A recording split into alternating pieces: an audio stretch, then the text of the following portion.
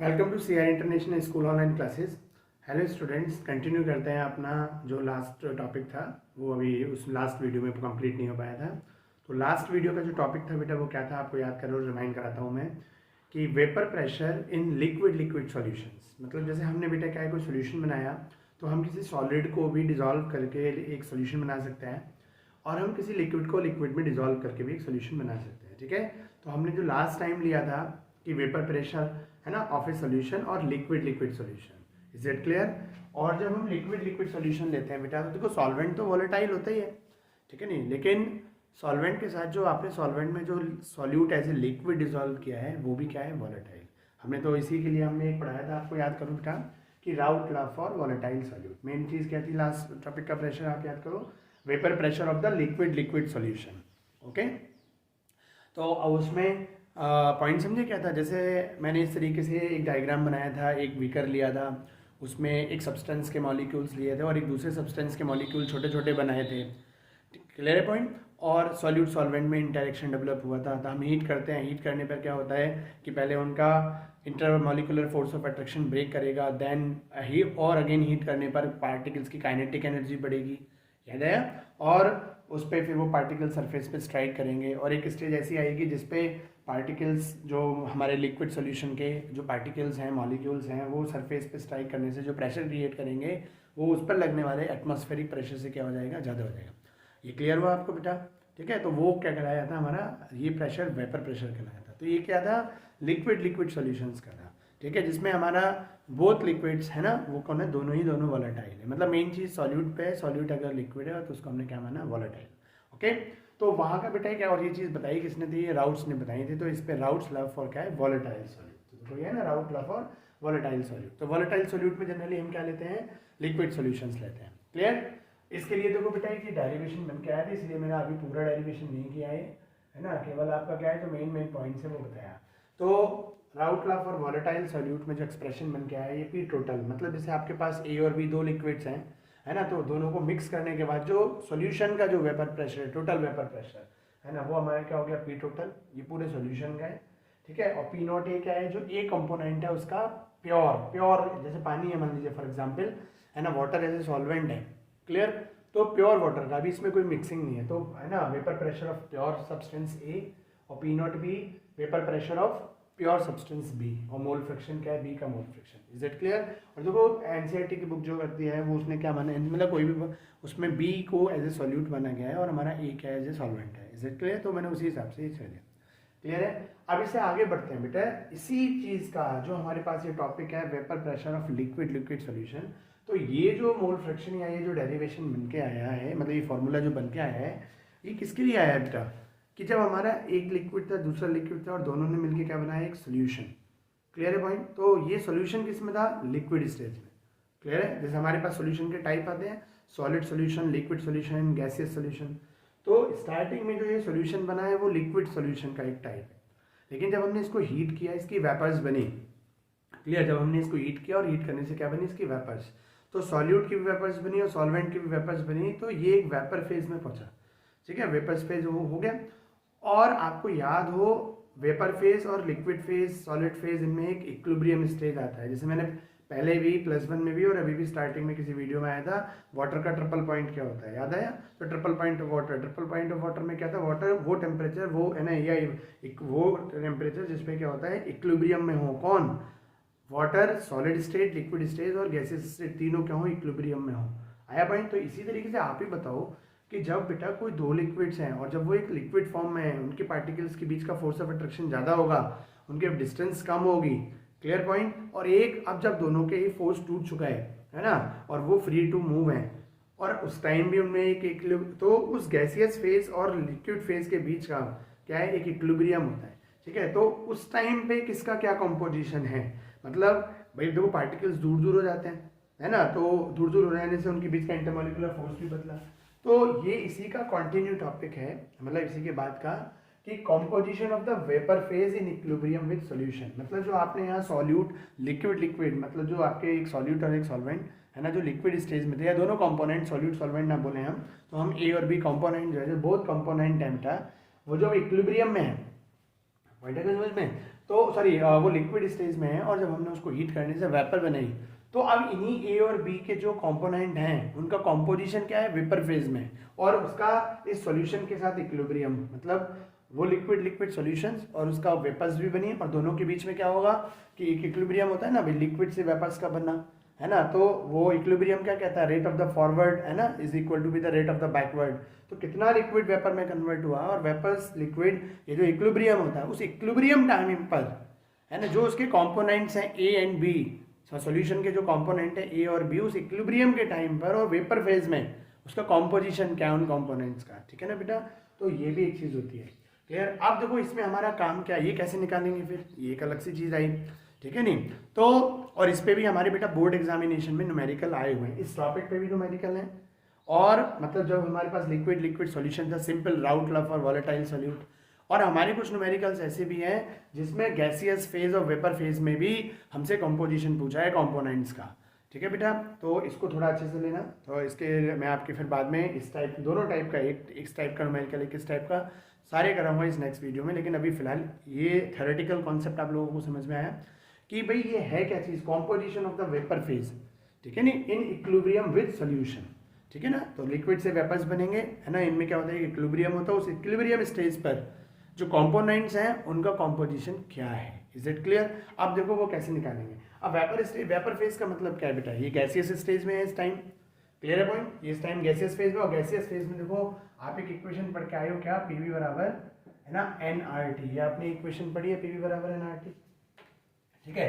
तो हम इसी के बेसिस पे क्या करेंगे बेटा, जैसे हमारी जो गैस इक्वेशन होती है, आइडियल गैस इक्वेशन पीवी बराबर nRT, तो अब हमारे जो कंपोनेंट्स हैं वैसे भले ही बेटा जो ए और बी, मान लो हमारे पास लिक्विड ए था और ये मान लो हमारे पास लिक्विड बी है, दोनों है ना, इनके बीच में ये हमारे पास अब तो ये वेपर फेज में है और अब तो हम इन पे गैसेस इक्वेशंस लगा सकते हैं, ठीक है नहीं। तो हमारे पास मान लीजिए जो इनिशियल प्रेशर किसका है, मान लो ए कंपोनेंट का है, ठीक है नहीं। और इसको मैं इस टाइप से भी कर सकता हूँ, देखो P equal to N/V RT।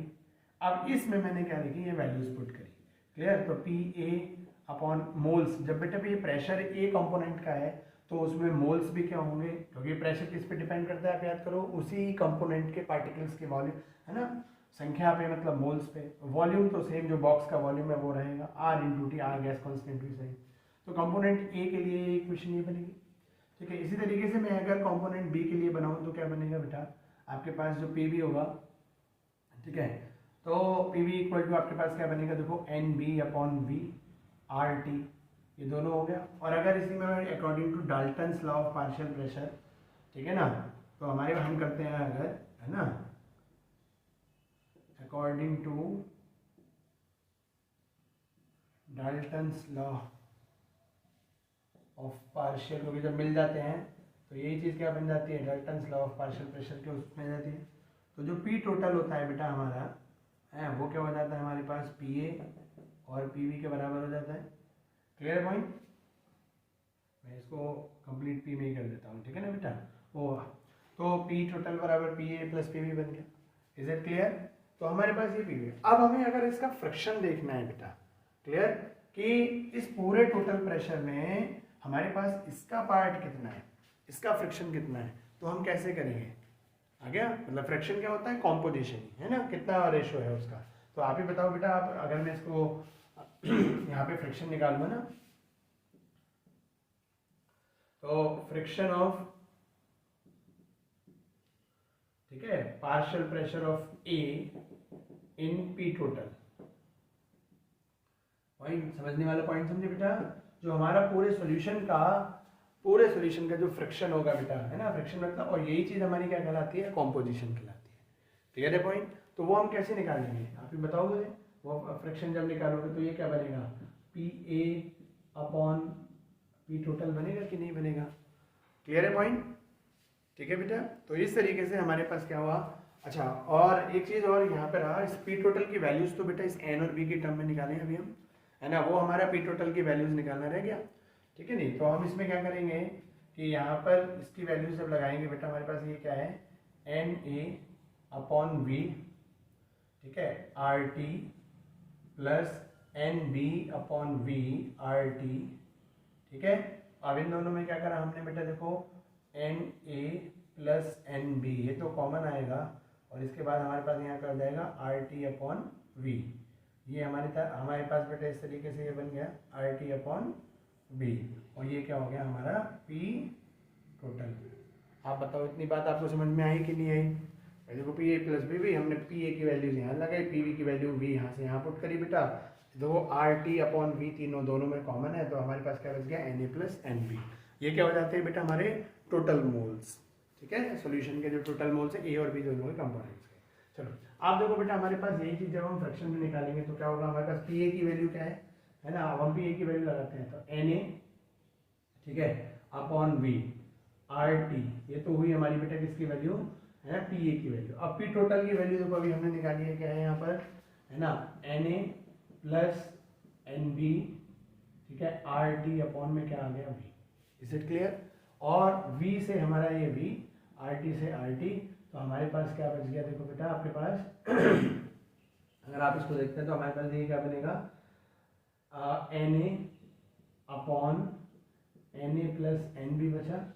तो ये क्या हो गया देखो हमारे पास fraction of P A in है ना पी टोटल, तो ये बचा, और इसको हम क्या बोलते हैं बेटा मोल फ्रैक्शन। लेकिन ये मोल फ्रैक्शन जो आया, इसको जैसे हम मोल फ्रैक्शन को कैपिटल एक्स से रिप्रेजेंट करते हैं और ये बन जाएगा, लेकिन यहाँ पर हम बेटा इसको तो ये चीज़ बनी। अब हमारे पास इस तरीके से अच्छा देखो जो ये चीज़ है, ठीक है, इसको मैं यहाँ भी पुट कर देता हूँ कि पी ए इक्वल टू क्या हो गया ये पी टोटल, इन्हीं की तो वैल्यू को इसी चीज़ की तो वैल्यूज हमने पुट करी है, ठीक है। हमारे पास ये तो ये क्या कहलाता है, ये फ्रिक्शन ऑफ पी ए है ना, तो फ्रिक्शन ऑफ पी ए क्या है हमारे पास P A upon P total. Is that clear? तो ये हमारे पास ये बन के आया। इसी चीज़ को मैं क्या रख सकता हूँ यहाँ पर है ना, पी ए अपॉन है ना P total equal to this आ गया। अब यहाँ पर हम इसको बेटा ये एक्चुअली क्या है वेपर फेज में है, friction in the vapour phase. तो ये जो मोल फ्रिक्शन है ये हमने बेटा देखो यहाँ भी यूज करा है, ये लिक्विड के कंडीशन के टाइम का है मोल फ्रिक्शन ही, लेकिन हम इसको इससे रिप्रेजेंट ना करके हम इसको क्या करते हैं, बुक ने बेटा है ना डेरिवेशन में थोड़ा सा रिप्रेजेंटेशन बदला गया है। इसको किससे किया, गामा ए से रिप्रेजेंट किया। तो हम इससे रिप्रेजेंट ना करके इसको किससे रिप्रेजेंट करते हैं बेटा, गामा ए से करते हैं। इतनी चीज समझ में आ गई आपको? आप यहाँ बस एक थोड़ा सा रुकने वाला समझने वाला पॉइंट है कि मैंने ये सिंबल क्यों बदला, ठीक है। नहीं यहाँ तक तो देखो कोई इशू नहीं, मैं दोबारा लेता हूँ, अगर आपको बीच में कुछ हो तो दोबारा हम कहते हैं कि हमारे पास क्या कंडीशन थी देखो बेटा कि हमने पी टोटल निकाला है ना, वो वेपर फेज में पहुंचे, तो हमने वेपर फेज में दोनों गैसियस में आ गए। वेपर फेज में हमें कंपोजिशन देखना है, ए और बी का दोनों का कंपोजिशन क्या है वेपर फेज में, ठीक है बेटा। तो हमने क्या करा, वो आइडियल गैस इक्वेशन यूज करी, पी वी बराबर एन आर टी है ना, मैं वी को एन के नीचे लेके गया, फिर ये गैस इक्वेशन मैंने ए को किया, तो ए भी वेपर्स बन चुके हैं और बी भी वेपर बन चुके हैं। तो मैंने ए के लिए इक्वेशन बनाई पी ए है ना equal to N A upon V R T, यही सेम मैंने बी के लिए बनाई पी है ना, और दोनों मिलके क्या बन गया पी टोटल, इसको ऐड किया तो हमारे पास क्या हो गया P A plus P V, तो हमारे पास पी टोटल निकल के कितना आया N A plus N B R T upon V. Clear? अब हमें निकालना है वेपर फेज में जो ए कंपोनेंट है, ए कंपोनेंट के वेपर्स और वो जो टोटल सोल्यूशन के वेपर्स है उन दोनों का फ्रैक्शन, मतलब उस टोटल वेपर्स में जो कंपोनेंट ए है उसका जो वेपर प्रेशर है उसका रेशियो क्या है ना, फ्रैक्शन मतलब रेशियो क्या है, पार्ट क्या है। Is it clear? तो हमने क्या करा, ये देखो P A upon P total, P A upon P total मैंने यहाँ लिखा, पी ए की वैल्यू ये और पी टोटल की वैल्यू ये। क्लियर? इनको जो भी कट सकता था बेटा मैंने इसको कट किया, तो हमारे पास P A upon P total बराबर क्या आ गया N A upon N A plus N B. तो N A plus N B क्या होती है, total moles of the solution है ना, और मतलब A component plus B component मतलब सोल्यूशन, और ये क्या है कंपोनेंट ऑफ ए, और इसी को क्या बोलते हैं मोल फ्रैक्शन ऑफ ए। लेकिन ये जो मोल फ्रैक्शन होता है बेटा ये कब, हम लिक्विड स्टेज में, ये सिंबल जो होता है कैपिटल एक्स है किसमें, लिक्विड स्टेज टाइम के मोल फ्रैक्शन है। लेकिन अब हमारे पास ये जो मोल्स हैं ये इस टाइम किस में है, वेपर फेज में। मेन समझने वाला पॉइंट समझे कि वो हमारे पास यहाँ पर ये जो कंडीशन बन के आई है N A upon N A plus N B, that is in the vapour phase not in the liquid phase, ठीक है। तो यहाँ पर जो मोल फ्रैक्शन निकल के आया उसको हम एक्स से रिप्रेजेंट ना करके किससे, ये गामा ए से रिप्रेजेंट किया हमने, याद रहेगा ये पॉइंट, ठीक है। नहीं तो आप देखो अगर मैं इसको क्रॉस मल्टीप्लाई करूँ तो मैं इसको हमारे पास क्या बन जाएगा, ये P A upon P total equal to क्या बन गया बेटा, ये गामा ए बन गया, ठीक। और इसको मैं सॉल्व करूंगा तो क्या बन जाएगा आपके पास, ये P A equal to P total है ना, और इनटू में क्या आ गया गामा ए, ये हमारा एक इक्वेशन बन के आया। तो ये निकल के आया बेटा ए कंपोनेंट के जो वेपर्स हैं, है ना, उसका कॉम्पोजिशन विद टोटल वेपर्स के इन इक्विलिब्रियम। ठीक है, ये क्या है, देखो पी टोटल, ए और बी दोनों ही वेपर फेज में टोटल प्रेशर, उनका total vapour pressure, P A क्या है, ए कंपोनेंट का, और उसका ये क्या है, उसका मोल फ्रैक्शन। तो इसको हम वाई ए को बोलेंगे। अगर मैं इसको बोलूँ तो ये दोनों चीज़ तो आपको पता ही है ना। तो अगर मैं इसको देखूँ, इस वाई ए को क्या बोला जाएगा, है ना, तो वाई, या मैं यही लिख देता हूँ इस पे। तो ये जो वाई ए है, ये क्या है बेटा, हमारे पास मोल फ्रैक्शन। तो बेटा देखो, हमारे पास ये जो y है, ये क्या है, ये हमारे पास है मोल फ्रैक्शन ऑफ, है ना, vapour pressure, sorry, mole fraction of component A in vapour phase. ठीक है, तो ये मोल फ्रैक्शन वेपर फेज का है बेटा ए का।